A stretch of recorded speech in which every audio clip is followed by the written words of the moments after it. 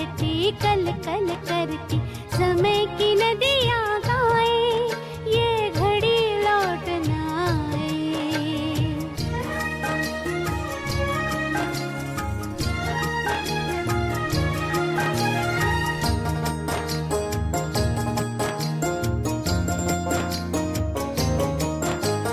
समय सांस संकल्प खजाना, व्यर्थ न इन्हें गवाना है। समय सांस संकल्प खजाना, व्यर्थ न इन्हें गवाना है। प्रभु याद और सेवा से पल पल को सफल बनाना है। प्रभु याद और सेवा से पल पल को सफल बनाना है। बिंदु बनो करो याद बिंदु को, बिंदु समय बचाए, ये घड़ी लौट न आए। पल पल बहती कल कल करती, समय की नदियाँ गाए, ये घड़ी लौट न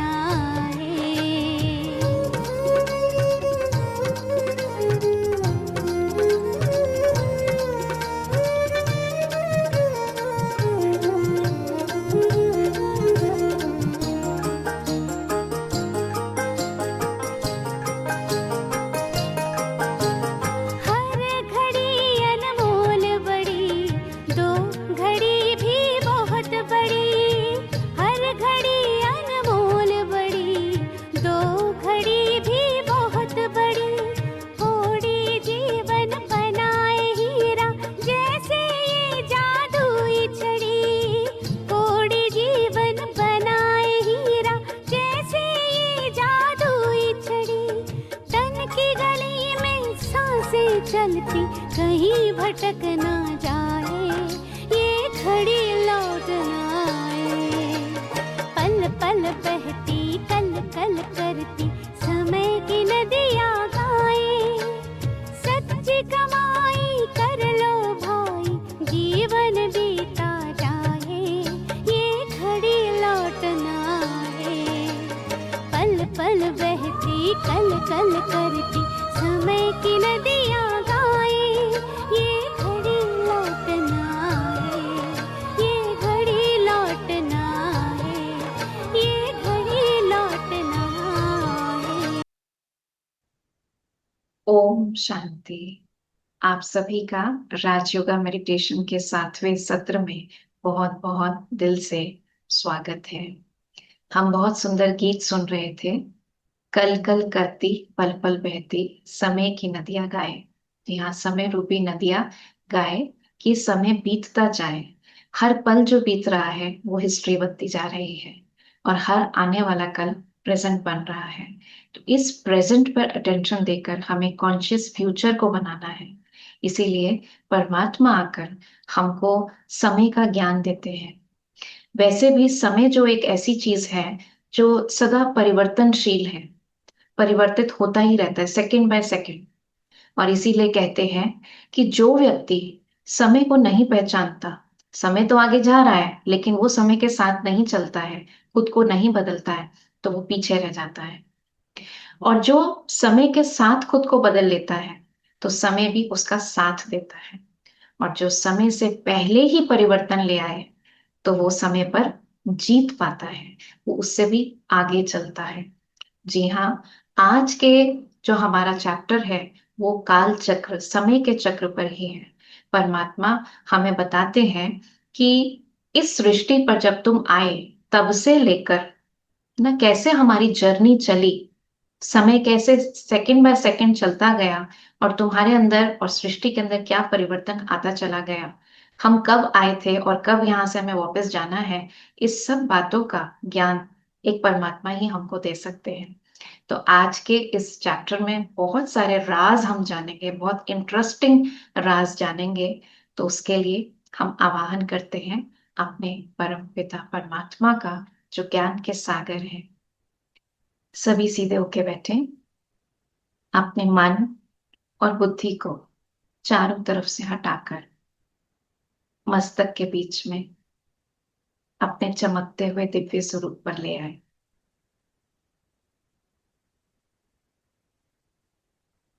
मेरा ये सत्य स्वरूप, चमकता हुआ सितारा, मैं ज्योति पुंज आत्मा, सतोगुणी आत्मा, स्वयं पर राज्य करने वाली आत्मा, अपने मन, बुद्धि, संस्कार की अधिकारी आत्मा, इन कर्मेंद्रियों की मालिक आत्मा, परमात्मा की संतान, स्वयं भगवान ने जिसको आकर चुना इस ज्ञान के लिए, ऐसी मैं श्रेष्ठ आत्मा हूं। मैं अपनी आत्मिक स्थिति में स्थित होकर अपने पिता, अपने शिक्षक, ज्ञान के सागर शिव बाबा का आवाहन करती हूँ कि आप परम धाम से आकर हम सबके बीच में अपना ज्ञान प्रकाश फैलाएं। हम आत्माएं, गॉडली स्टूडेंट्स, आपका ज्ञान सुनने के लिए, अपनी बुद्धि में समाने के लिए एकदम तैयार हैं। विजुलाइज कीजिए परमात्मा अपना दिव्य प्रकाश लिए हमारे साथ, हमारे ऊपर अपने प्रकाश को केंद्रित करते हुए आ चुके हैं, और हम भी मन से, तन से, बुद्धि से एकदम तैयार हैं, एकाग्र हैं। ओम शांति। तो सभी अपनी डायरी पेन रेडी रखिएगा, क्योंकि आज बहुत सारी बातों को हम जानेंगे जो शायद आप पहली बार सुन रहे होंगे, तो उसको नोट करते जाइएगा। तो चलते हैं हम आज की अपनी जर्नी पर। तो आज 7वां दिन है और आज का जो चैप्टर है उसका नाम है सृष्टि चक्र, जिसे काल चक्र भी कहते हैं, वर्ल्ड ड्रामा साइकिल भी कहते हैं। तो साइकिल का अर्थ क्या होता है, चक्र का अर्थ क्या होता है? नाम से ही पता लगता है, जो चलता रहे, which has no beginning no end. ठीक है ना, जिसका आदि है ना अंत है। आप किसी भी पॉइंट से शुरू करेंगे, उसी पॉइंट पर आकर वो फिर से शुरू हो जाएगा। ठीक है, तो ऐसे ही ये चक्र है। और जीवन में, कुदरत में हम कई प्रकार के चक्र देखते हैं। पहला तो रात और दिन का चक्र है ना, कितने हमने ये चक्र अपनी लाइफ टाइम में देखे। फिर है ऋतुओं का चक्र, फिर उसके बाद जल चक्र, और जन्म पुनर्जन्म का चक्र। अब आप देखेंगे जितने भी चक्र होते हैं उनकी मुख्य 4 अवस्थाएं होती है ना। और आज हम जानेंगे इस 5वें चक्र के बारे में, जो कि है काल चक्र। तो सारे ही चक्रों की अगर आप ध्यान करेंगे तो 4 अवस्थाएं होती हैं। तो जैसे कि रात और दिन की देखें, तो अगर हम सुबह से दिन शुरू करते हैं तो सुबह के बाद दोपहर, दोपहर के बाद शाम, शाम के बाद रात, रात के बाद फिर सुबह होती है ना। इसी तरीके से अगर ऋतुओं के चक्र की बात करें तो मुख्यतः 4 ऋतु होती हैं। गर्मी के बाद बरसात, बरसात के बाद सर्दी, सर्दी के बाद बसंत, बसंत के बाद गर्मी। भले भारत में 6 ऋतुएं भी होती हैं, तो विश्व भर में मुख्य ये 4 ऋतुएं। फिर उसके बाद अगर हम वाटर साइकिल की बात करें तो उसमें भी सबसे पहले पानी सागर से भाप बन के उड़ता है, फिर वो बादलों के रूप में कंडेंस होता है, फिर बारिश के रूप में पानी नीचे आता है सागर, और फिर सागर में मिलता है, और सागर से फिर भाप बनती है ना। तो इसकी भी 4 अवस्थाएं होती हैं। इसी तरीके से जन्म पुनर्जन्म का साइकिल अगर हम देखें तो पहले बच्चा बनते हैं, फिर उसके बाद युवा, युवा के बाद गृहस्थ, फिर वृद्ध अवस्था, और फिर से जाके बच्चा बनते हैं, है ना। तो हर एक साइकिल की हमने देखा 4 अवस्थाएं। अब ये काल चक्र, तो इस काल चक्र की भी 4 अवस्थाएं हैं। सतयुग, उसके बाद त्रेता, द्वापर, कलयुग। ये आपने सुना भी होगा। तो ये समय का चक्र है, जिसको हम पूरे चक्र को काल चक्र भी कहते हैं, एक कल्प भी कहते हैं। तो इसकी ये 4 मुख्य अवस्थाएं हैं, सतयुग, त्रेता, द्वापर, कलयुग। अब आप देख रहे होंगे कि ये बीच में सत्य के रूप में दिखाया है, इसका क्या राज है, उसको भी हम समझेंगे। लेकिन उससे पहले हम ये समझते हैं कि हर एक चक्र की अवधि क्या होती है। तो जैसे कि रात और दिन की अवधि जो है वो 24 घंटे की होती है ना। एक दिन पूरा जो होता है वो 24 घंटे का होता है। इसी तरीके से जो ऋतुओं की अवधि होती है ये 365 दिन होती है। तो ये जो काल चक्र है जिसके अंदर ये चारों ही युग आते हैं, इसकी अवधि जो है वो 5,000 साल है। अब आप कहेंगे कि हम कैसे माने कि ये 5,000 साल है ना, क्योंकि हमने तो सुना है कि सतयुग ही लाखों वर्ष का था और कलयुग अभी हजारों वर्ष का बचा है। तो ये टोटल ही चारों युग 5,000 वर्ष के कैसे हो सकते हैं। तो वैसे तो ये परमात्मा के द्वारा बताया गया रहस्य है। अगर हम बात करें 24 घंटे की, रात और दिन की बात करें, तो हाँ, हम साइंटिफिकली इस बात को कह सकते हैं। हमने अपने जीवन में कितने ही रात दिन देखे हैं, ये 24 घंटे की साइकिल कितनी ही बार देखी है जब से जन्म लिया है। और हम समझते हैं कि अर्थ अपनी एक्सिस पर जब एक रोटेशन लेती है तो 24 घंटे का रात और दिन का समय होता है। लेकिन क्या कभी किसी ने प्रश्न किया कि वो ड्यूरेशन जो है, चलो वो तो फिक्स है, लेकिन उस ड्यूरेशन को 24 भाग में क्यों बांटा गया। 100 घंटों में भी तो बांटा जा सकता था, वो एक अलग बात है। फिर 100 घंटे की जो अवधि होती हर एक घंटे की वो डिफरेंट होती। हर एक घंटे को 60 मिनट में क्यों डिवाइड किया गया, कभी किसी ने प्रश्न किया, नहीं किया, है ना। जो होता आया उसको अपने सिस्टम में इन्वॉल्व कर लिया और उसी में समझदारी होती है, उसी के हिसाब से हम अपना टाइम टेबल बनाते हैं, दिनचर्या बनाते हैं। अब 365 दिन की अगर हम बात करें तो ये भी चलो साइंटिफिकली हमको पता है। कितने साल हमने अपने जीवन काल में देखे हैं कि पृथ्वी जो सूर्य का चक्र लगाती है जिसके अनुसार ये ऋतुएं आती हैं, तो वो 365 दिन का एक पूरा सर्कल होता है।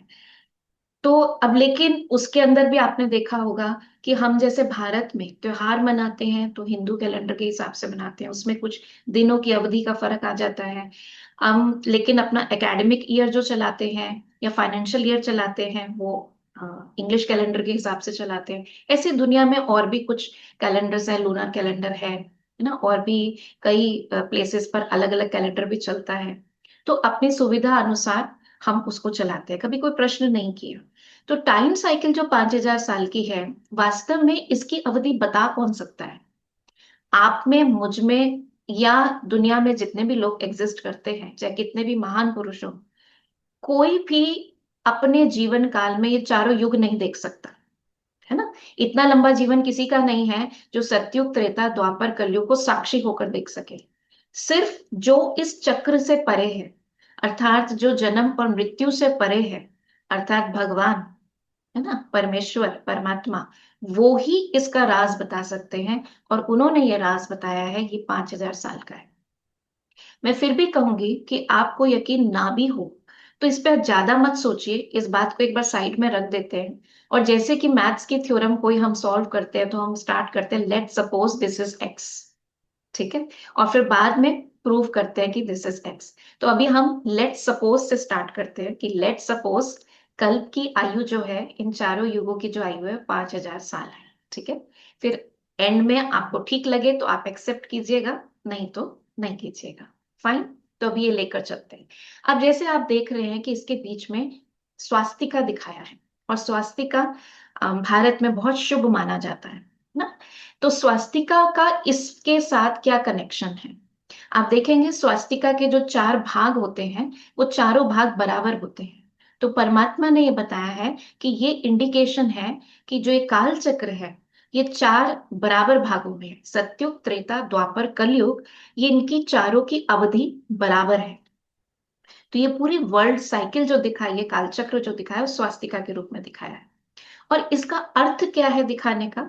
मुझे याद है जब हम अपने बचपन में अपनी मम्मी को देखते थे, मटका आता था, उस पर सतिया बनाती थी, ये स्वास्तिका बनाती थी, घर के आगे बनाती थी, कोई कलश स्थापन होता था, कोई घर में पूजा होती थी, भाई खाता रखते थे, तो सब में ये स्वास्तिका लगाते थे। तो मैं पूछती थी मम्मी आप ये सिंबल क्यों बनाते हो आप हर जगह।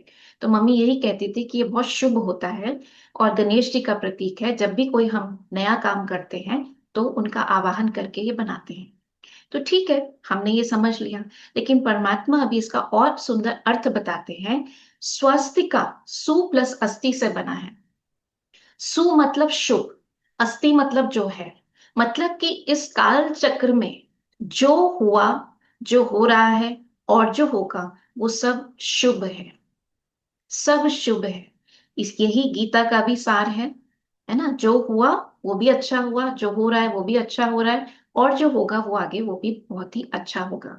तो एक तो स्वास्तिका का मतलब ये है, और दूसरा स्व स्थिति, स्व की स्थिति पूरे इस काल चक्र में, अर्थात मैं आत्मा जब परमधाम से नीचे आती हूँ तो सतयुग, त्रेता, द्वापर, कलयुग, इन चारों ही युगों में मेरी स्वयं की स्थिति को देखना, समझना, वो इस स्वास्तिका के थ्रू हम समझते हैं।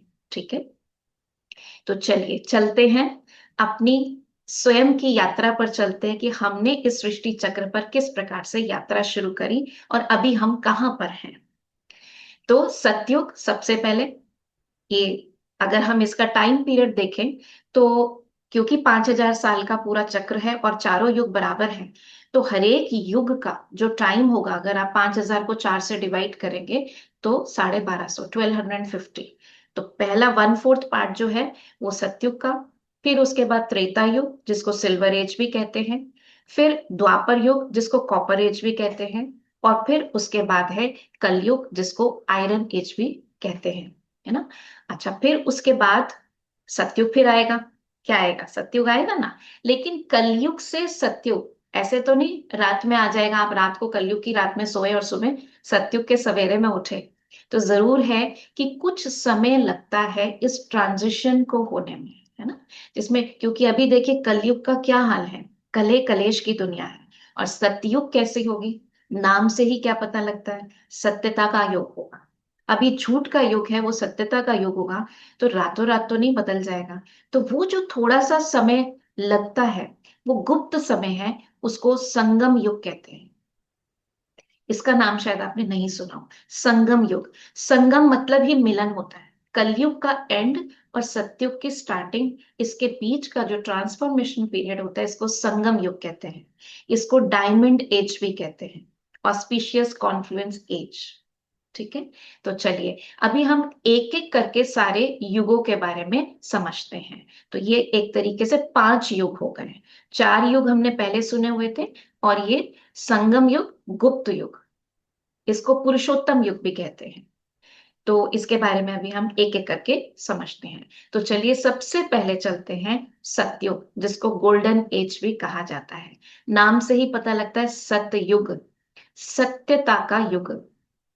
यहाँ पर आत्मा जब परम धाम से सबसे पहले सृष्टि पर आती है, तो सृष्टि के रचयिता परम पिता परमात्मा ने जब सृष्टि रची तो सृष्टि बहुत सुंदर रची थी। आप सोचिए भगवान की जो भी रचना होगी, चाहे सृष्टि चाहे हम आत्माएं, वो कितनी सुंदर होगी, है ना। वो रचयिता अगर कुछ रचे तो कितना सुंदर होगा।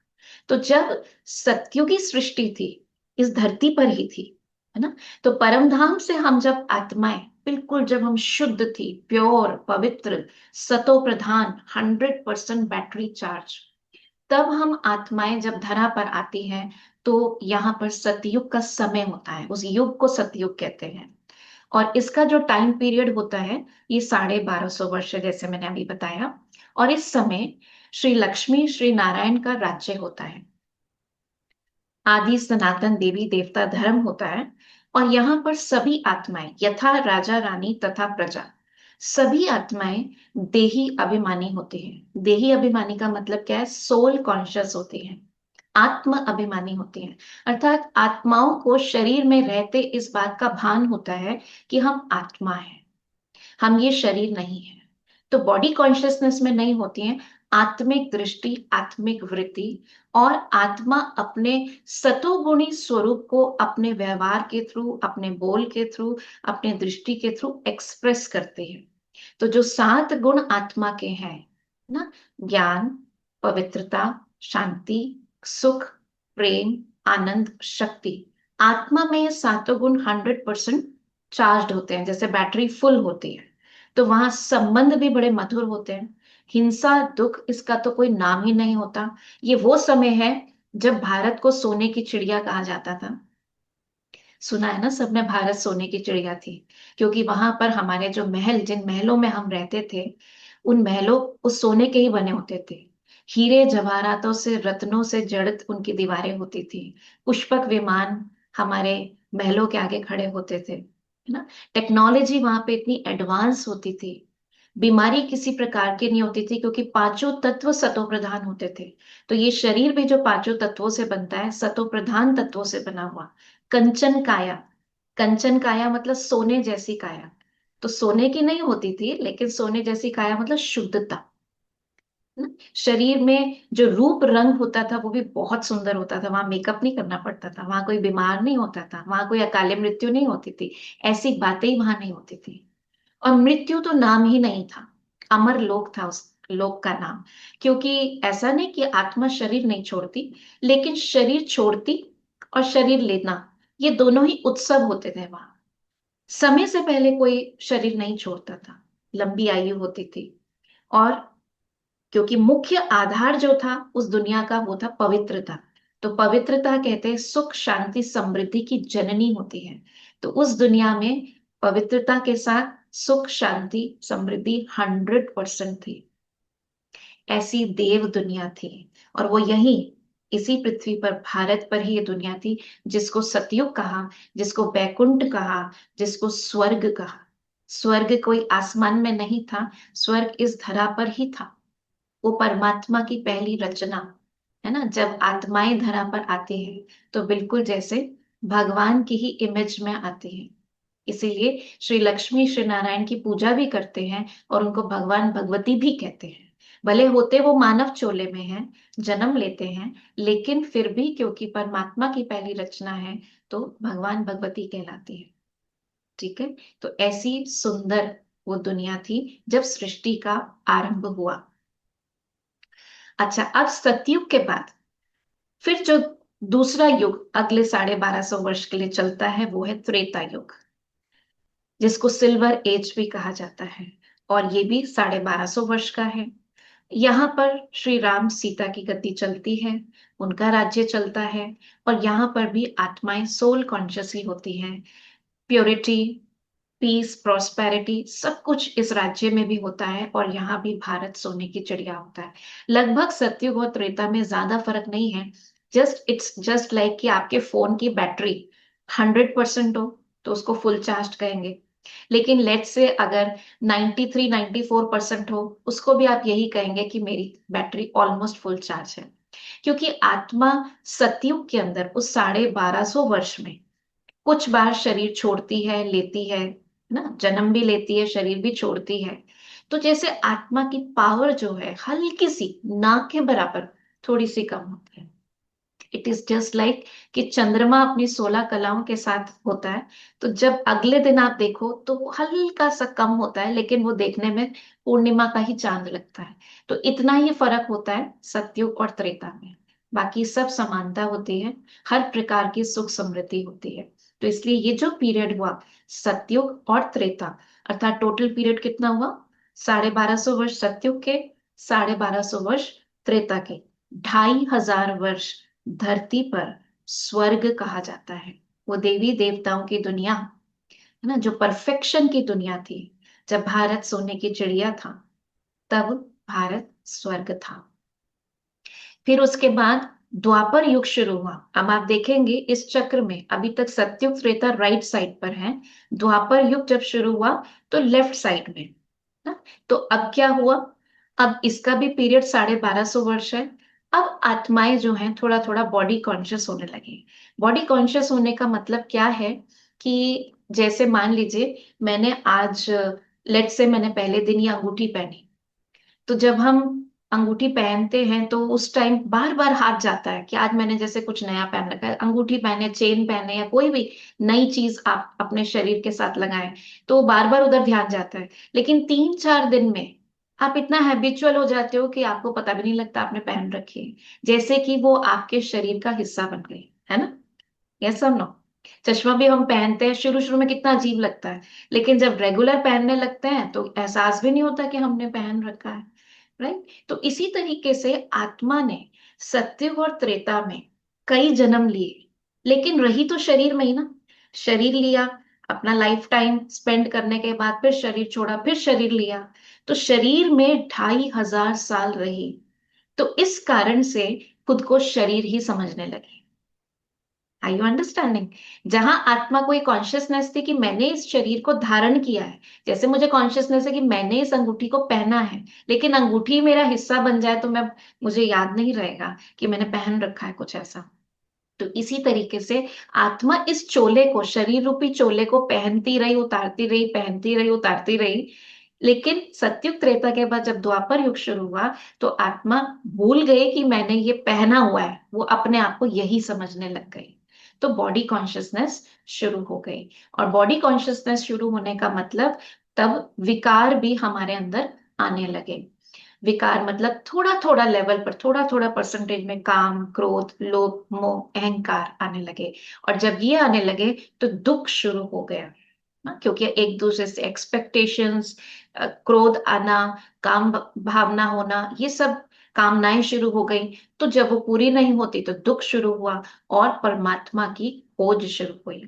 तो सबसे पहले द्वापर युग में भारत में राजा विक्रमादित्य ने सोमनाथ का मंदिर स्थापन किया। सतयुग त्रेता में कोई भगवान को याद नहीं करता, क्योंकि वहां जरूरत ही नहीं है।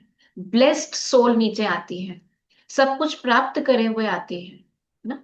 तो जब द्वापर से दुख शुरू होता है, तो क्योंकि आत्मा को थोड़ी स्मृति होती है संगम युग पर जो ज्ञान लिया था उसके आधार से कि परमात्मा लिंग रूप में है या उसको ज्योति रूप में है, तो ज्योति की पूजा कैसे करें। तो हीरो का लिंग बनाकर सोमनाथ का मंदिर स्थापन किया गया सबसे पहले। फिर धीरे धीरे और भी ज्योतिर्लिंगम भारत में स्थापन हुए। तो आत्माएं पूजा करने लगी, मंदिरों में जाने लगी, देवी देवताओं की पूजा भी करने लग गई जो सत्युग त्रेता में होकर गए। लेकिन फिर भी समय क्योंकि जैसा होता है उसका असर पड़ता ही है। कोई भी नई चीज होती है धीरे धीरे पुरानी होती है, आप कितनी ही सेफ्टी से रखो, पुरानी तो होगी ना समय के साथ। तो इसी प्रकार से जैसे जैसे समय आगे बढ़ता गया, आत्माएं दुख की महसूसता ज्यादा करने लगी और भगवान की खोज चारों तरफ होने लगी। तब मिडिल ईस्ट में इब्राहिम ने, उनका जब जन्म हुआ और उन्होंने समाज में देखा, तो उन्होंने देखा कि समाज में कोई कायदे कानून नहीं है, सब अपनी मर्जी से जैसे चल रहे हैं। तो उन्होंने कुछ सिद्धांत दिए जीवन जीने के। और उनके जाने के बाद मतलब जिन लोगों को वो सिद्धांत पसंद आए, तो उन्होंने उनको फॉलो करना शुरू कर दिया। उनके सिद्धांतों को कुरान नामक किताब में लिखा गया और फिर वहां से ये धर्म, इस्लाम धर्म शुरू हुआ। और फिर भी लेकिन समय के साथ दुख तो बढ़ता ही जा रहा था। तो ईस्ट की साइड में गौतम बुद्ध, जिनको एनलाइटनमेंट हुई जब, तो जब उन्होंने भी अपने आसपास हर जगह हिंसा देखी, आप में से कई जानते भी होंगे उनके बारे में कि बचपन में ही जब उन्होंने डेड बॉडी देखी तो उन्हें जैसे वैराग्य सा आ गया। किसी इंसान को गरीब देखा है ना, या शरीर से परेशान देखा तो उनको जैसे वैराग्य आ गया, तो बड़ा दया उनके अंदर आई और परमात्मा की खोज में उन्होंने तपस्या करी। और जब उनको एनलाइटनमेंट हुआ, ज्योति का साक्षात्कार हुआ, तो उन्होंने परमात्मा का संदेश इसी रूप से सबको दिया कि दया ही धर्म है। क्योंकि वो एक समय था जब आपस में राजाएं जो हैं एक दूसरे से लड़ रहे थे और एक दूसरे के राज्य को छीन रहे थे, बहुत मृत्यु हो रही थी, चारों तरफ हिंसा हो रही थी। तो उन्होंने यही मंत्र दिया, अहिंसा परमो धर्म, सब पर दया करो, कर्म ही पूजा है ना। तो इस रूप से उन्होंने परमात्मा का संदेश दिया। लेकिन समय के साथ फिर वेस्ट साइड में वहां पर भी भ्रष्टाचार, झूठ का बोलबाला था। ऐसे में जब क्राइस्ट आए तो उन्होंने भी परमात्मा का ये दिव्य संदेश दिया समाज को देखते हुए कि God is one, God is truth, है ना, एंड गॉड इज लव। तो परमात्मा का ये संदेश समाज में दिया। लेकिन समय के साथ धीरे धीरे धीरे, जिसे कहते हैं कि हर चीज जो सतो प्रधान होती है, सतो प्रधान से सतो, फिर रजो प्रधान, फिर रजो, और तमो प्रधान होनी ही होती है ना, नए से पुराना होगा ही। तो इसलिए करते करते जैसे कि समय बीतता गया और कलह कलेश का समय कलयुग आ गया। और ऐसे समय में जहां एक ओर भक्ति, पूजा, पाठ, यज्ञ, तप ज्यादा होने लगे, दूसरी तरफ अधर्म का भी बोलबाला देखा जा रहा है। एक बच्ची भी आज अपने घर में सुरक्षित नहीं है। गरीबी, भूखमरी, बेरोजगारी, नई नई बीमारियां, क्राइम। और आप देखिए हर दिन के साथ क्राइम के भी नए नए रूप आ रहे हैं। आपके पास कितने वीडियोस आते होंगे, ये क्लिक नहीं करिएगा नहीं तो हैक हो जाएगा, ऐसा नहीं करिएगा। मतलब इतने तरीके ढूंढ लिया, आज इंसान इतना तमो प्रधान हो गया है, बुद्धि इतनी भ्रष्ट हो गई है कि बुद्धि गलत कामों की तरफ लग गई है, क्योंकि समय ही ऐसा है। तो द्वापर से जब कलयुग में आते हैं, कलयुग का पीरियड भी 1250 वर्ष का है। इस समय आत्माएं सभी बॉडी कॉन्शियस हो गई हैं ना, अपने पद प्रतिष्ठा, देह अभिमान, काम, क्रोध, लोभ, मोह, अहंकार, चाहे परसेंटेज वाइज है लेकिन हर एक के अंदर है। हर एक के अंदर है। आज बच्चे से लेके बुजुर्ग तक सभी के अंदर ये पांच विकार समाहित हैं, और इसीलिए हर कोई दुखी है। एक जमाना था जब कहते थे बच्चे तो दुख से परे हैं, लेकिन आज छोटे छोटे बच्चों को भी शरीर का दुख है, मन का दुख है, अनेक प्रकार के उनको भी दुख लगे हुए हैं। तो दुख से भी कोई बचा नहीं है। और इसीलिए मनुष्य ने पहले तो देवी देवताओं की पूजा करी, लेकिन आज हम देखते हैं कि पेड़ पौधों की, जीव जंतु की, प्रकृति के पांचों तत्वों की, यहाँ तक कि मनुष्यों की भी पूजा करनी शुरू कर दी है, कि बस कहीं से कोई उपाय मिल जाए जिससे हमारा दुख दूर हो जाए, जिससे हमारे मन को शांति मिले। आज मानव हर जगह भटक रहा है, ढूंढ रहा है भगवान को, वो तरीका ढूंढ रहा है कि कहीं से मुझे शांति मिल जाए। तो इस प्रकार से ये चारों युगों के बारे में हमने जाना कि कैसे जो दुनिया परमात्मा ने बनाई थी, इतनी सुंदर दुनिया, वो धीरे धीरे 5000 साल में समय बीतते बीतते क्या हालत हो गई, आत्माओं की स्थिति कैसे गिरती चली गई, सृष्टि कैसे तमो प्रधान होती चली गई। तो इस पूरे जो अब तक आपने समझा, इसको दो भाग में हम देख सकते हैं। स्वास्तिका का एक राइट साइड और लेफ्ट साइड, 2500 साल का हम कह सकते हैं ये सतयुग त्रेता का पीरियड, और 2500 साल का लेफ्ट में द्वापर कलयुग का पीरियड। तो सतयुग त्रेता को हम दिन कह सकते हैं, सृष्टि का दिन, है ना, जिसको सुबह और दोपहर का पीरियड कह सकते हैं। और द्वापर कलयुग को शाम और रात का पीरियड कह सकते हैं। सतयुग त्रेता को स्वर्ग का समय कहेंगे, क्योंकि हर प्रकार के स्वर्ग के सुख वहां पर थे। और द्वापर कलयुग को नर्क कह सकते हैं। और सतयुग त्रेता में आत्माओं को ज्ञान था, आत्मस्मृति थी, तो जैसे बुद्धि खुली हुई थी। और यहाँ पर द्वापर कलयुग में पुकारने का समय जैसे शुरू हुआ, भक्ति का पीरियड शुरू हुआ, क्योंकि दुख तकलीफ में जब आत्मा आई तो किसको पुकारेगी, भगवान को ही पुकारेगी, तो भगवान की खोज शुरू हुई। सतयुग त्रेता में आत्मा सोल कॉन्शियस थी, और द्वापर से लेकर कलयुग एंड तक बॉडी कॉन्शियस हो गई। सतयुग त्रेता में सुख शांति पवित्रता थी, और द्वापर कलयुग में दुख अशांति का पीरियड है। ठीक है, तो ये जैसे हमने दोनों की अवस्थाएं बताई, इसको बहुत ही सुंदर रूप से स्वास्तिका को यहाँ दिखा रखा है। आप देख सकते हैं कितना सुंदर रूप ये दिखाया है। सतयुग का राइट साइड पे आप देखिए आत्माएं जैसे, है ना, हाथ कैसा है, गोल्डन हाथ है, और जैसे आशीर्वाद का हाथ है। तो आत्माएं जैसे ब्लेस्ड सोल ऊपर से परम धाम से आई। त्रेता में हाथ नीचे हो गया, कि है तो राइट साइड पर लेकिन नीचे हो गया, हल्का सा जैसे डिग्री कम हो गई। और द्वापर में लेफ्ट साइड में आप देखिए मांगने का हाथ है ना, नीचे मांग रहे हैं, क्योंकि पुकारना शुरू हो गया। इंसान ने इंसान से भी मांगना शुरू कर दिया और भगवान से भी मांगना शुरू कर दिया। और कलयुग में जो काला हाथ है ऊपर को, ये इस चीज को दिखाता है कि तमो प्रधानता जैसे अपनी चरम सीमा पर ऊपर की ओर जा रही है। तो अब बारी आती है कलयुग का समय, क्या समझते हैं, पूरा होने वाला है या अभी और कुछ कलयुग में आना बाकी है। प्रकृति देखिए, प्रकृति का प्रकोप देखिए, इस समय कैसा है, जगह जगह आग लग रही है, अर्थक्वेक्स आ रहे हैं, बाढ़ आ रही है। मनुष्य आत्माओं की बुद्धि देखिए कैसी है ना, कि कितना भ्रष्टाचार, बलात्कार और लूटपाट, दुनिया भर की जो जो कभी सोच स्वप्न में भी नहीं किसी ने सोचा था कि ऐसा हो सकता है, ऐसे ऐसे कांड हम देख रहे हैं। बीमारियां ऐसी ऐसी हो रही हैं, है ना। अनाज जिसको कहते हैं, हमारे शास्त्रों में भी लिखा हुआ है कि कलयुग का एंड कब मानना, जब अनाज पुड़ियों में बिके। आज कितने छोटे छोटे पैकेट्स में। पहले तो कोई ऐसी बात ही नहीं हुआ करती थी। पानी भी आज देखिए छोटी सी बॉटल में मिल रहा है, नहीं तो पानी तो सबके लिए फ्री हुआ करता था। तो कितना तमो प्रधानता आ चुकी है। तो अब कलयुग के बाद क्या आएगा? सतयुग आएगा। ये तो साइकिल है, चलने बाद चलती ही रहेगी, जैसे रात दिन की साइकिल है। तो सतयुग के बाद त्रेता, त्रेता के बाद द्वापर, द्वापर के बाद कलयुग, कलयुग के बाद सतयुग। लेकिन अब ये बात है कि ऐसा तो नहीं ना हम रात को सोएंगे और सुबह उठे तो सतयुग का सवेरा हो गया। क्वालिटी डिफरेंस कितना है आप ये देखिए। युगों में जमीन आसमान का फर्क है। एक उत्तर और एक दक्षिण, है ना, बिल्कुल ऑपोजिट है। तो कलयुग से सतयुग लाना किसका काम है? जरूर कोई पावर चाहिए, है ना। फॉर एग्जाम्पल मैं यहाँ पर आपको कहना चाहूंगी कि मान लीजिए पानी को नीचे डालना है, हाँ, नीचे लुढ़काना है, तो क्या मुश्किल है?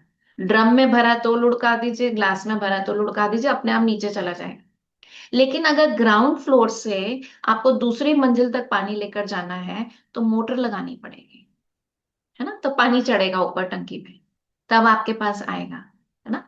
तो इसी तरह से सतयुग, त्रेता, द्वापर, कलयुग तक मनुष्य आत्मा गिरती चली गई, कैरेक्टर गिरता चला गया, गुण शक्तियां कम होती चली गई। वो करनी नहीं पड़ी किसी को, अपने आप होती ही चली गई। मनुष्य आत्मा जैसे लुढ़कते लुढ़कते कलयुग एंड तक आ गई। अब लेकिन कलयुग से, जहां पर आत्माओं का चरित्र गिर चुका है, तमो प्रधान बन चुकी है, उन्हीं आत्माओं को सतो प्रधान बनाने के लिए, हाईएस्ट लेवल पे ले जाने के लिए कुछ शक्ति तो चाहिए। अब देखिए हम एक छोटा सा भी अपने अंदर कोई पॉजिटिव चेंज लाना चाहते हैं, कितनी मेहनत करनी पड़ती है। गलत आदत के लिए तो कोई मेहनत नहीं करनी पड़ती। मोबाइल की लत लगने में तो कोई मेहनत नहीं लगती, लेकिन मोबाइल की लत को छुड़ाने में कितनी मेहनत लगती है, राइट। तो उसके लिए कोई परम सत्ता चाहिए, ये मानव का काम नहीं है। तो इसी के लिए परमात्मा को धरा पर आना पड़ता है, इस सृष्टि के परिवर्तन को करने के लिए। हम्म? तो कलयुग के बाद क्या आएगा? कलयुग के बाद सतयुग आएगा। और यही परमात्मा का हम सब से वायदा है। क्या वायदा है? यदा यदा हि धर्मस्य ग्लानिर्भवत भारत। जब जब धर्म की अति ग्लानि होगी ना, और अधर्म का वास होगा, तब तब मैं धरा पर आऊंगा, पुनः अनेक अधर्मों का विनाश करने, एक सत्य धर्म की स्थापना करने के लिए, एक सत्य धर्म की स्थापना करने के लिए। तो वास्तव में कौन से अधर्म हैं जिनकी स्थापना करने के लिए परमात्मा को आना पड़ता है? तो इसको भी हम समझते हैं। ये वो समय है जब कलयुग जाने वाला है और सत्युग को आना है। तो परमात्मा, शिव परमात्मा, ज्योति बिंदु, निराकार, इस सृष्टि पर, इस वर्ल्ड ड्रामा में as principal actor and director धरा पर आते हैं, अवतरित होते हैं। अब आप कहेंगे वो क्या डायरेक्शन देते हैं और कैसे एक्टर हैं? हम सभी एक्टर्स हैं। अगर हम इस सृष्टि को एक रंगमंच माने तो हम सभी अपना अपना पार्ट यहाँ पर प्ले कर रहे हैं, राइट। लेकिन सबसे मेन रोल किसका है? जो सृष्टि परिवर्तन जो लेकर आता है, जो कलयुग से सतयुग लेकर आता है, जो आत्माओं की तमो प्रधानता को समाप्त कर सतो प्रधान उनको बनाता है, ऐसा कार्य करने वाला प्रिंसिपल एक्टर ही होगा ना, मोस्ट इंपॉर्टेंट एक्टर होगा। तो वो रोल जो प्ले करते हैं वो परमात्मा शिव करते हैं। और डायरेक्शन कैसे देते हैं? कहते हैं ना, भगवान की डायरेक्शन से पत्ता पत्ता हिलता है। इस सृष्टि में जो कुछ होता है वो परमात्मा की डायरेक्शन से होता है। तो ऐसा नहीं है भगवान को कोई, ऐसा नहीं कि इतना छोटा काम करेंगे, बैठ के एक एक पत्ते को डायरेक्शन देंगे कि तुम इधर गिरो तुम उधर उड़ो, है ना। लेकिन परमात्मा इस समय कलयुग घोर रात्रि में आकर हम आत्माओं को ज्ञान अंजन देते हैं, ज्ञान प्रकाश देते हैं, वो समझ देते हैं, जिससे हम खुद को पहचानते हैं, भगवान का परिचय पाते हैं, समय को समझते हैं, समय कौन सा चल रहा है, और अभी हमको क्या करना है, हमने क्या किया जो हम तमो प्रधान बने, और अब हम क्या करें, ऐसे कर्म कौन से करें जिससे कि हम सतो प्रधान बने, सतयुग में जाने के लायक बने। ऐसे ही थोड़ी सतयुग आ जाएगा। तो इसीलिए जो संगम युग का पीरियड है, ये वो ट्रांसफॉर्मेशन पीरियड है जब परमात्मा शिक्षक बनकर हमें डायरेक्शन देते हैं, हमें सिखाते हैं कि हम अपने अंदर उन गुणों और शक्तियों को जो हमारे अंदर ओरिजिनलिटी में थी, उनको वापस अपने अंदर कैसे डेवलप करें। ठीक है, जिससे कि हम पुनः सतयुग जब स्टार्ट हो तो वहां पर हम जन्म लेके देवी देवता के रूप में आए। देवी देवता का मतलब है परफेक्ट ह्यूमन बीइंग, डेटीज ना। तो परमात्मा का ये कर्तव्य है। आप समझते हैं ये कर्तव्य कोई और कर सकता है? कोई मानव कर सकता है? कर सकता है? नहीं। इतना बड़ा कार्य परमात्मा ही कर सकते हैं। तो इसीलिए उनके आने को, परमात्मा इस समय जब आते हैं तो अपना जो आध्यात्मिक ज्ञान का प्रकाश देते हैं, उससे आत्माओं के अंदर का काम, क्रोध, लोभ, मोह, अहंकार, जिसके कारण आत्माओं में अधर्म आ चुका है। अधर्म कोई शरीर के धर्मों की बात नहीं है यहाँ पर। आप इस बात को समझने की कोशिश करिएगा। जो हर इंसान के अंदर अधर्म पैदा हो गया है, क्योंकि आत्मा का धर्म क्या था? सुख, शांति, प्रेम, सदा शांत रहना, सदा सुख स्वरूप रहना, खुशी में रहना, सदा एक दूसरे को प्रेम देना, सदा शक्तिशाली स्वरूप में रहना, ये आत्मा का धर्म था। लेकिन हमने वो कारण जाना कैसे हम धीरे धीरे तमो प्रधान हो गए और अपनी सारी एनर्जी जो थी, हमारी जो भी चार्जिंग थी, वो हमने खत्म कर दी। तो हमारे अंदर ईर्ष्या, द्वेष, क्लेश, काम, क्रोध, अहंकार, ये सारे अधर्मों ने जन्म ले। ये हमारा धर्म नहीं है, आत्मा का धर्म नहीं है। इसीलिए परमात्मा कलयुग के अज्ञान रूपी अंधकार के समय इस सृष्टि पर अवतरित होकर ज्ञान प्रकाश से पांच विकारों रूपी असुरों का संहार करते हैं। इसे ही हम शिवरात्रि के रूप में मनाते हैं। आप देखो, और देवी देवताओं का जन्मदिन मनाया जाता है, लेकिन शिव परमात्मा के अवतरण को ही शिवरात्रि के रूप में मनाते हैं। और क्यों रात्रि के रूप में मनाते हैं? क्योंकि वो कलयुगी रात्रि में आते हैं। जिसे कहते हैं ना, रात का भी जब लास्ट पहर होता है, जब जाने वाला होता है, तो अंधेरा और ज्यादा छाता है और फिर कहीं से रोशनी आती है। तो ये कलयुग का एंड वो समय चल रहा है जब अज्ञानता रूपी अंधकार का बोलबाला है। ऐसे में ये आध्यात्मिक प्रकाश जो है आत्माओं को जब मिलता है, तो जैसे सत्युगी सोजरा धीरे धीरे आता है। क्लियर हो रहा है? और इसीलिए आपने देखा होगा शिवलिंग पर पिंडी के ऊपर तीन रेखाएं लगी होती हैं। और वो तीन रेखाएं इसी बात का सूचक होती है कि परमात्मा जो है तीनों कालों का ज्ञाता है, त्रिकालदर्शी है। और वो हमको भी तीनों कालों का ज्ञान इस समय संगम पर आकर देते हैं। तो इस पीरियड को जब परमात्मा का अवतरण होता है ना, तब से लेकर सत्युग बिगनिंग, ये जो छोटा सा पीरियड है, ये गुप्त पीरियड है, इसको पुरुषोत्तम संगम युग कहते हैं।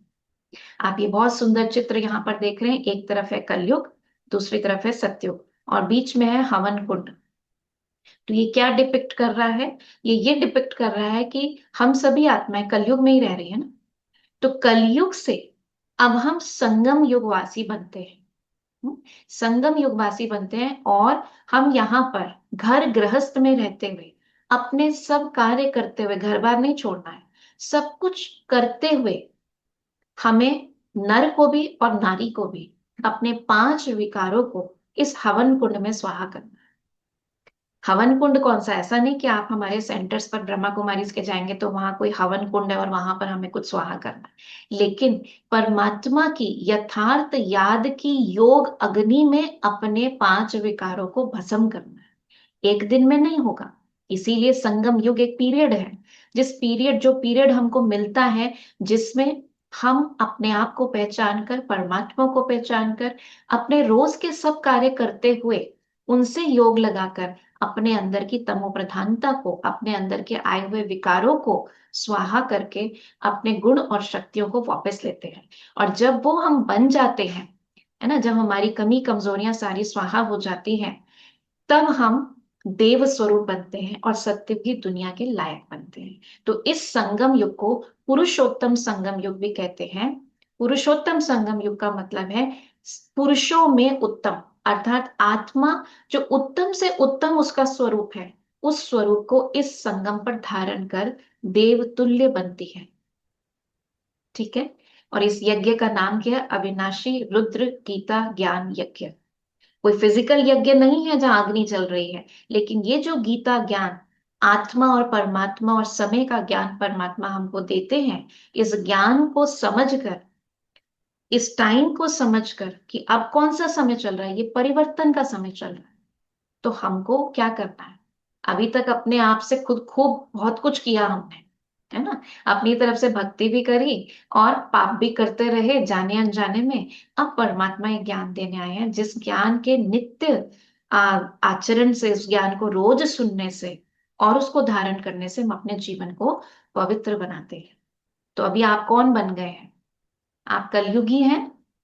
क्या कहेंगे, कलयुगी हैं? हाँ, कल तक कलयुगी थे, अभी आप संगम युगवासी हैं।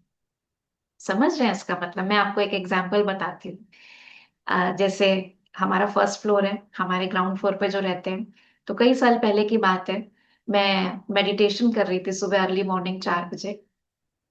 तो नीचे वो बच्ची पढ़ रही होगी, तो उसने मेरे से अगले दिन कहा कि भाभी आप रात को बड़ी देर तक जगती हो। मैंने कहा नहीं, मैं तो टाइम से सो गई थी। कहती नहीं, सुबह मेरे से एक ग्लास गिर गया था, तो उसका जैसे ग्लास का शोर होता है ना, तो नीचे पहुंचा होगा। तो उसने कहा नहीं, आप ना, रात को 4 बजे तक मैंने आवाज सुनी कुछ चलने की, और उसकी आवाज आ रही थी। तो मैंने कहा अरे वो तो मैं सुबह मेडिटेशन करने के लिए उठी थी ना। तो बोली अच्छा, मैं पढ़ाई कर रही थी रात को देर तक। तो मुझे एकदम से रियलाइज हुआ, मैंने कहा है तो 4 AM, है ना, टाइम तो वही है, लेकिन उसके लिए वो देर रात है और मेरे लिए अर्ली मॉर्निंग है। तो इसी तरीके से सृष्टि पर जो इस समय समय चल रहा है, वो बाकी दुनिया के लिए कलयुग का समय है, लेकिन क्योंकि आपने इस समय को अब जान लिया, तो आज से आपने क्या एंटर कर लिया? आपने संगम युग में प्रवेश कर लिया। और इस बात की बहुत बहुत आपको बधाई है। शिव परमात्मा जब आते हैं, तो इस संगम युग के एंड तक जिन भी आत्माओं को आना है इस ज्ञान को लेने के लिए, परमात्मा उन आत्माओं को इमर्ज करते हैं। 1936 से ये कार्य चल रहा है, और परमात्मा ने जरूर हम सबको उसी टाइम इमर्ज कर लिया था। तो जब उनका अवतरण होता है, तो साथ में हमारा भी दिव्य जन्म तभी हो जाता है। संकल्प से सृष्टि कहते हैं ना, है ना। तो परमात्मा ने संकल्प तो तभी किया था, लेकिन समय पर अब आप अपने समय पर अब आए हैं, तो आपका भी ये नया जन्म हुआ है। ठीक है, शरीर वही है, नाम वही रहेगा, लेकिन आत्मा की जैसे जागृति हुई है कि अब मैं कलयुग निवासी नहीं हूं, मैं संगम युग वासी। क्लैरिटी है? अब फर्क क्या होगा, कलयुगी और संगम युग निवासी में फर्क क्या होगा?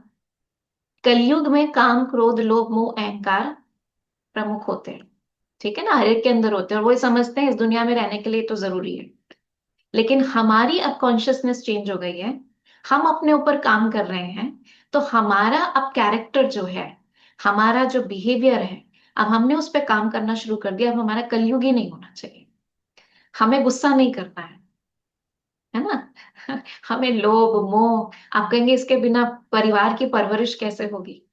वही परमात्मा हमको सिखाते हैं। आपका ये सिर्फ 15 डेज का कोर्स नहीं है, 15 डेज का तो बेसिक कोर्स है। उसके बाद भी यहाँ पर ज्ञान मुरली चलती है, जिसमें डेली में आपको वो डायरेक्शंस मिलती हैं कि घर गृहस्थ में रहते हुए, अपना बिजनेस, बच्चे सब संभालते हुए, आपको इस एजुकेशन को, ये भी एजुकेशन है, देवता बनने की एजुकेशन है, इसको आपको कैसे अपनी लाइफ में इम्प्लीमेंट करना है, जिससे आप इन विकारों को छोड़ते जाएंगे और गुणों और शक्तियों को धारण करते जाएंगे। Right, so welcome to this family. Okay, आपका नया दिव्य जन्म हुआ है, जिसमें कोई ऐसा नहीं है, कोई ना शरीर से ना नाम से, हमारा आधार कार्ड वही रहेगा, लेकिन जैसे अंदर की स्मृति जो है वो परिवर्तन हो गई है। आप परमात्मा की संतान हैं, चोजन सोल्स। खुशी हो रही है? खुशी हो रही है? भगवान ने आपको चुना है अपना बच्चा बनाने के लिए। यूं तो दुनिया की सब आत्माएं उनके बच्चे हैं, लेकिन कुछ सिलेक्टेड होते हैं, and you are one of those. तो इसलिए कभी भी कुछ भी बात आसपास हिलाने वाली भी आए ना, तो हिलना नहीं। भगवान मेरा साथी है, मैं उसकी संतान हूं, और मैं संगम युग निवासी हूं, दिव्य गुणों और शक्तियों को अपने अंदर धारण कर रही हूं। तो मैं वो चलन नहीं चल सकती जो कल तक चल रही थी। वैसे तो आपने जब से कोर्स शुरू किया तब से ही आपकी चाल बदल गई है, ठीक है ना, पैरों वाली चाल नहीं, लेकिन अंदर से जो हमारी चाल है वो बदल चुकी है। आ रहा है, लग रहा है ना, फर्क लग रहा है ना? ठीक है, बहुत अच्छा है। तो हम सब ने सतयुग में जाने की स्टार्टिंग, अपनी शुरुआत जो है वो कर दी है। तो अब कुछ वंडरफुल सीक्रेट्स इस ड्रामा के बारे में, इसको ड्रामा भी कहते हैं, तो इसके कुछ सीक्रेट्स। पहला, ड्रामा इज फिक्स्ड। ठीक है, ड्रामा इज फिक्स्ड, जिसको कहते हैं बनी बनाई बन रही, अब कुछ बननी नहीं। तो आप कहेंगे बनी बनाई बन रही है, इसका मतलब जो होना है वही होना है, सब कुछ फिक्स ही है, तो हम पुरुषार्थ क्यों करें, फिर हम मेहनत क्यों करें, जो होना होगा वो हो जाएगा ना। लेकिन अगर आप इस तरह से सोचेंगे कि रात को खाना बनना है, बनना होगा तो बन जाएगा, मेहमान तो आएंगे, कोई बात नहीं, खाना भी बन जाएगा, तो क्या ऐसे ही बन जाएगा? प्लानिंग भी करनी पड़ेगी, सामान भी लाना पड़ेगा, बनाना भी पड़ेगा, परोसना भी पड़ेगा। अब मान लीजिए परोसी परोसाई थाली भी आपके सामने आ गई, तो उसको भी तो अपने हाथ से खाना तो पड़ेगा। बिना कर्म करे तो कुछ भी काम नहीं होता। तो इसीलिए कहते हैं बनी बनाई बन रही, बनी थी लेकिन उसको फिर से बनाना तो पड़ेगा। एक बुक लिखी हुई है, ठीक है, किताब है, ऑलरेडी लिखी हुई है, लेकिन पेज बाय पेज पढ़ना तो पड़ेगा। तो हर दिन की जो हमारी जीवन रूपी किताब है, उसको हर दिन के साथ उसको खोल के उस एक्ट में तो आना पड़ेगा ना। तभी तो कर्म से ही तो भाग्य बनेगा ना। चाहे भले बना बनाया भाग्य है, लेकिन फिर भी उसको एग्जीक्यूट तो करना पड़ेगा। तो इसलिए ये ड्रामा फिक्स है, 5,000 साल का ये ड्रामा फिक्स है, एंड इट रिपीट्स इटसेल्फ। दूसरा, ड्रामा इज एक्यूरेट। जो कुछ इस ड्रामा में होता है बिल्कुल सही होता है। अब आप कहेंगे नहीं जी, इस बात से तो हम एग्री नहीं करते, हमारे जीवन में इतना कुछ हुआ, फलाने ने मुझे धोखा दिया, उस टाइम मैं मरते मरते बचा, मेरे साथ इतना बड़ा एक्सीडेंट हुआ, या मेरा इतना क्लोज संबंधी शरीर छोड़ के अचानक चला गया, बहुत कुछ हो सकता है ना। तो ये तो ड्रामा में, ये तो मेरा अगर बस चले तो मैं अपनी जीवन रूपी किताब से इस पन्ने को फाड़ के हमेशा के लिए फेंक दूं। ऐसा होना ही नहीं चाहिए था, ये तो बिल्कुल गलत है। आता है ना कई चीजों में कि एक्यूरेट तो नहीं था, ये नहीं होना चाहिए था, मैं इसको लिखती तो ऐसा नहीं लिखती, राइट। लेकिन एक मैं आपको इंसाइट देती हूँ इसमें। हमारी एक सीनियर सिस्टर है माउंट आबू में, तो उन्होंने एक बार ये इंसिडेंट सुनाया कि उनका कहीं प्रोग्राम था, लेक्चर था। तो अभी प्रोग्राम शुरू होने में टाइम था, वो थोड़ा पहले पहुंचे। तो उन्होंने जिनके यहाँ गए थे, तो उन्होंने कहा कि आप दीदी हम ड्राइंग रूम में बैठिए, बाहर प्रोग्राम जब सब लोग आ जाएंगे तो हम आपको बुलाएंगे। तो बच्चों के साथ, घर के बच्चे और भी आए हुए थे, सबके साथ वहां बैठ गए। टीवी चल रहा था, एक सीरियल आ रहा था, और बच्चे बहुत एंजॉय कर रहे थे। तो दीदी भी देखने लगे कि क्या देख रहे हैं बच्चे। तो उसमें दिखा रहे थे कि एक व्यक्ति के पीछे सारे पड़े हुए थे, उसके ऊपर इल्जाम भी लगा दिया, उसको फंसा भी दिया, फिर उसको जेल भी हो गई, और ऐसे ऐसे करके सब दिखा रहे थे, और ये बच्चे बड़े खुश हो रहे थे। तो दीदी से रहा नहीं गया, उन्होंने कहा भाई देखो, आप सब खुश क्यों हो रहे हो, उस व्यक्ति के साथ कितना बुरा हो रहा है, और आप खुश हो रहे हो, ये तो अच्छी बात नहीं है। तो बच्चों ने कहा कि दीदी आपको नहीं पता, इस सीरियल का ना ये लास्ट एपिसोड है, आपने पहले के एपिसोड्स नहीं देखे ना। इस व्यक्ति ने ऐसा ऐसा ही किया था, बिल्कुल सही एंडिंग दिखा रहे हैं, ऐसा ही होना चाहिए था। तो कहती है, मुझे तो इतनी बड़ी शिक्षा मिल गई उस बात से कि हम आज के सीन को देखते हैं, इस जीवन का तो हमें फिर भी याद है, लेकिन आत्मा अपनी जर्नी पर पीछे एपिसोड्स में क्या करके आई है वो तो हमको नहीं पता। वो एपिसोड्स तो हमने नहीं देखे, और हमें उन एपिसोड्स को खोलना भी नहीं है। लेकिन आज मेरे साथ जीवन में जो कुछ हो रहा है विदाउट रीजन नहीं हो रहा, इस बात को समझना है। चाहे मुझे किसी ने धोखा दिया, चाहे अचानक से कोई बड़ी बीमारी आ गई, कुछ भी है, कुछ पीछे का किया है जो अभी आ रहा है।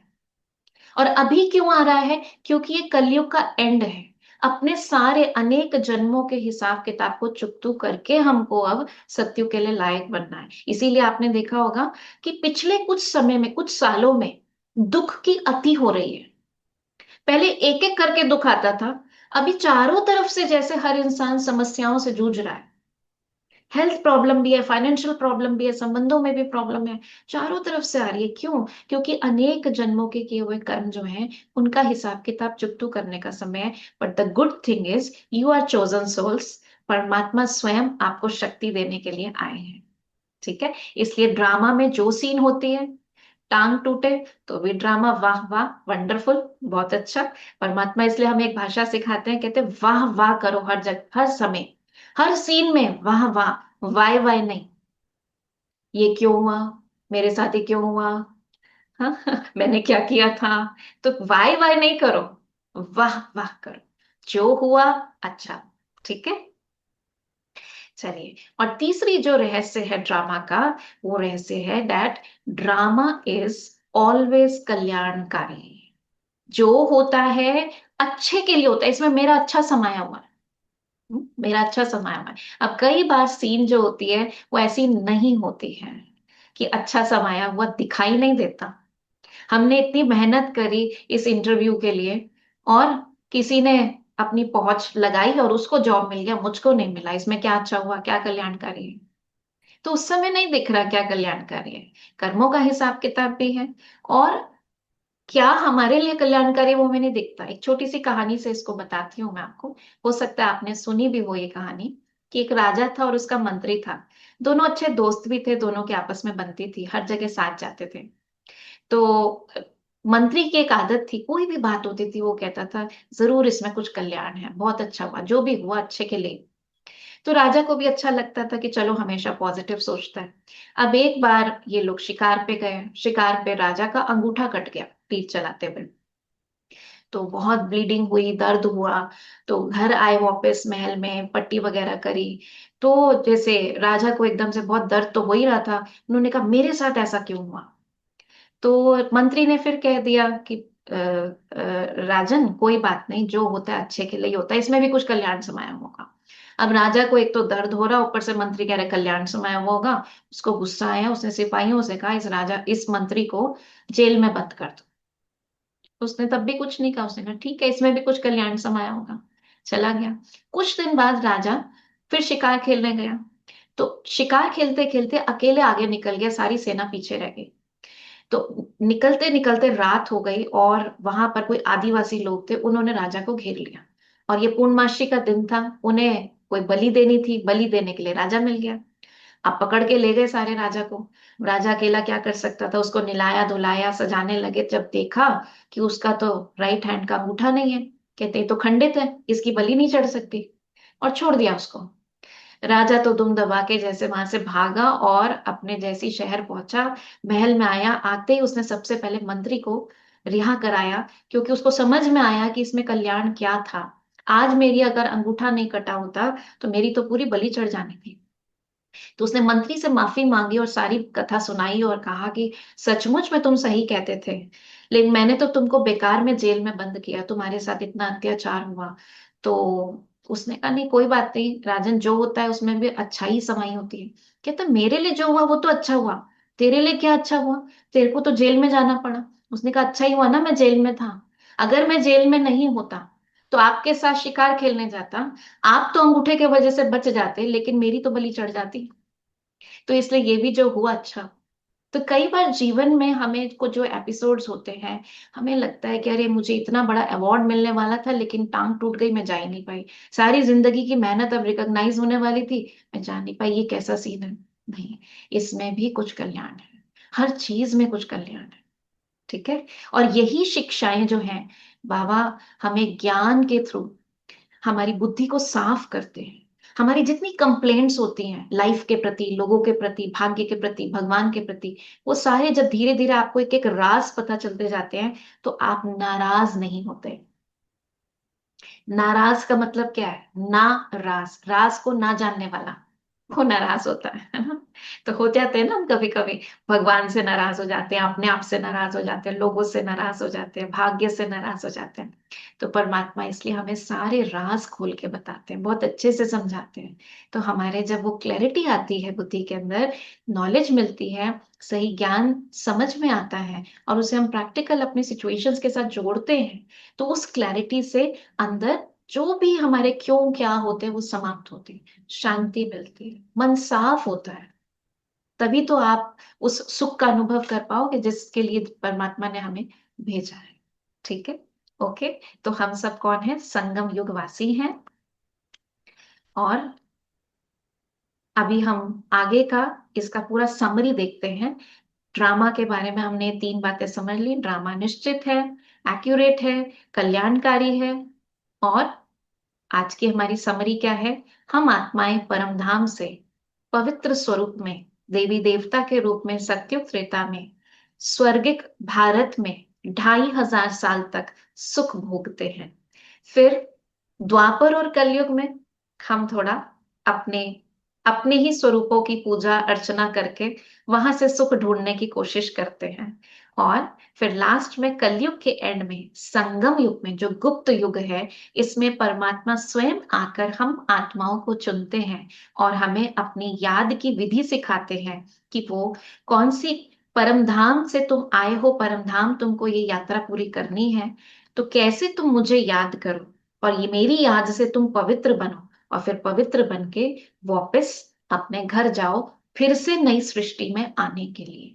तो ये पूरा काल चक्र जो है, हमारी जो स्वास्तिका में दिखाया स्व की स्थिति है ना, कैसी प्योरिटी से हम कैसे डिग्रेड होते हैं लेकिन फिर से प्योर बन के हम जाते हैं। तो ये साइकिल जो है ऐसे रिपीट होती रहती है, ये आना और फिर ये चक्र में घूमना और फिर वापस जाना, फिर वापस आना, इट कंटिन्यूस। ठीक। तो हमने ये बात समझी कि ये ड्रामा 5000 साल का बना बनाया है और ये अनादि चलता ही रहता है, कभी रुकता नहीं है, क्योंकि कोई भी चक्र रुकता नहीं है। ठीक है, तो पूरा समझ में आया। तो क्या अभी होमवर्क क्या है हमारा? होमवर्क हमारा क्या है? होमवर्क ये है, अपने आप को अब एक नई स्मृति, रोज हम कुछ ना कुछ स्मृति में ऐड कर रहे हैं, अपनी अवेयरनेस में ऐड कर रहे हैं। मैं आत्मा हूं, पहले ये जाना।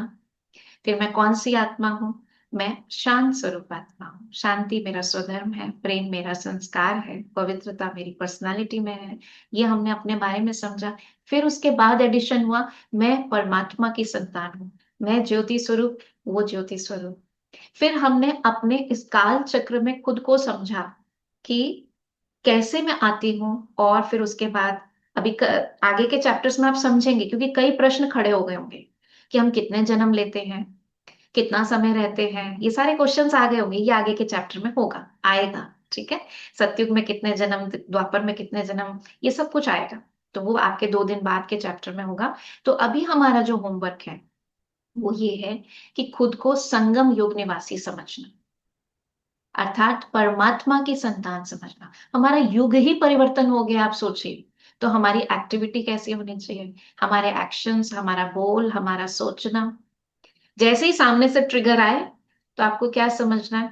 आपको समझना है ये कलयुगी मनुष्य का की तरफ से आ रहा है, लेकिन मेरा रिस्पॉन्स संगम युगी। संगम युगी का मतलब ही क्या है? मैं परमात्मा की चोजन संतान, अडॉप्टेड संतान, भगवान की गोद ली है। तो मेरे और उसके कर्म में कुछ फर्क होना चाहिए या नहीं होना चाहिए? होना चाहिए ना, होना चाहिए ना, राइट। लेकिन ऐसा नहीं है कि हम उनको अपमान से देखें या थोड़ी नीचे दृष्टि से देखें तो कलयुगी है। नहीं नहीं, ऐसा नहीं। क्योंकि जो खुद स्वमान में रहता है वो दूसरों को भी सम्मान देना सीखता है ना। कल तक हम भी तो उसी में थे, लेकिन आज हमारा लेवल ऊपर हो गया, तो हमें औरों को भी अपने बिहेवियर से, ऐसा नहीं ज्यादा ज्ञान नहीं सुनाना, लेकिन अपने चेंज से उनको भी हम इंस्पायर कर सकते हैं। तो पहले मेरे अंदर तो चेंज आए, और ये आसान नहीं है, let me admit that to you.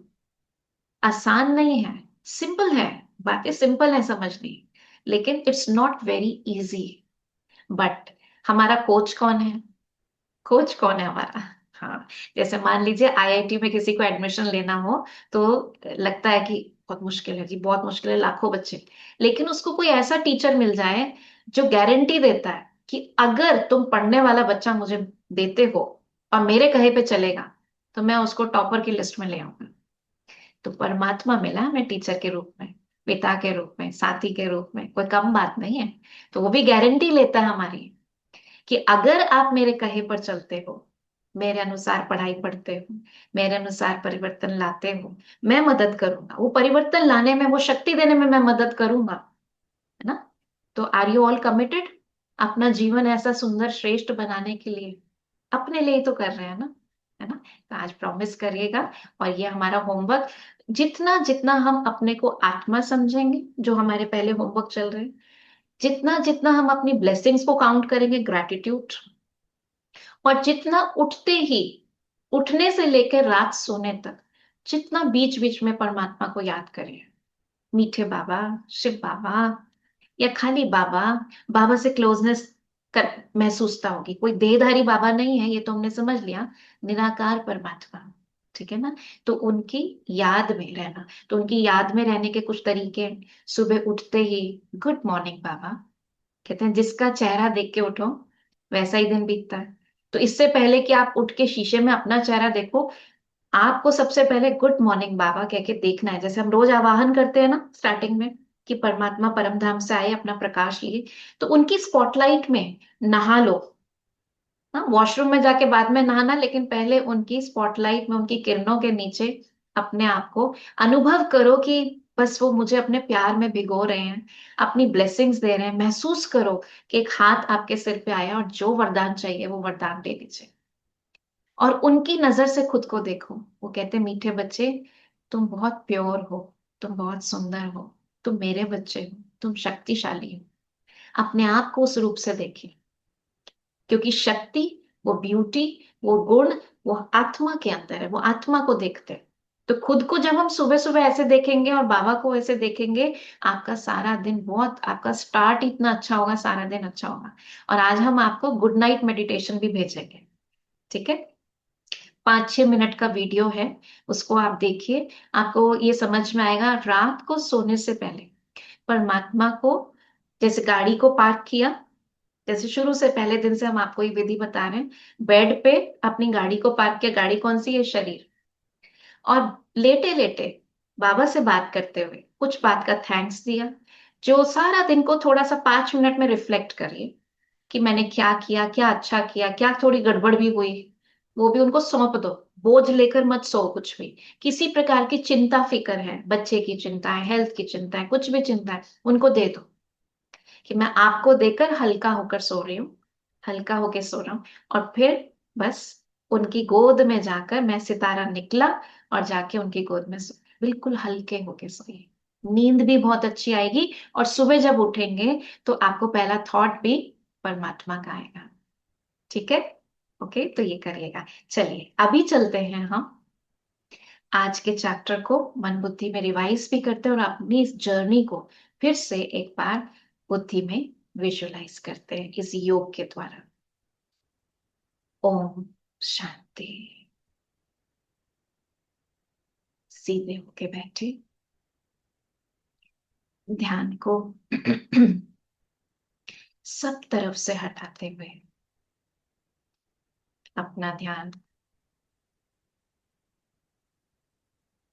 मस्तक के बीच में, चमकती में आत्मा, सफेद प्रकाश का सितारा।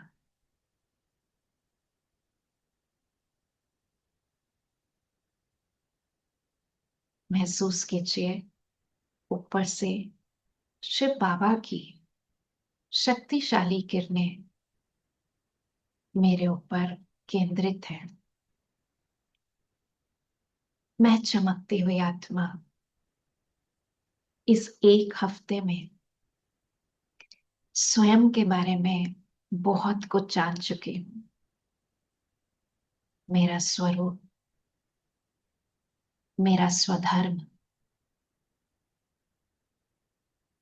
मेरी अपनी जर्नी इस सृष्टि चक्र पर, जो परमधाम से शुरू हुई, जहां मैं आत्मा सितारा स्वरूप में शिव बाबा के साथ 100% चार्ज्ड, एकदम शांति की दुनिया में निवास करती हूँ। और वहां से सतयुग की आदि में स्वर्गिक दुनिया में, स्वर्णिम भारत में मैं देवी अथवा देवता के रूप में जन्म लेती हूँ। कंचन काया, विजुलाइज कीजिए अपनी उस सतयुगी दुनिया को। कंचन काया, सतो प्रधान सृष्टि, पांचों तत्व, एकदम प्योर, सोने की नगरी, हीरे जवाहरातों से जड़े घर, हमारे महलों के आगे उड़न खटोले, जिसमें उड़कर हम अपने पूरे राज्य का चक्कर लगा रहे हैं।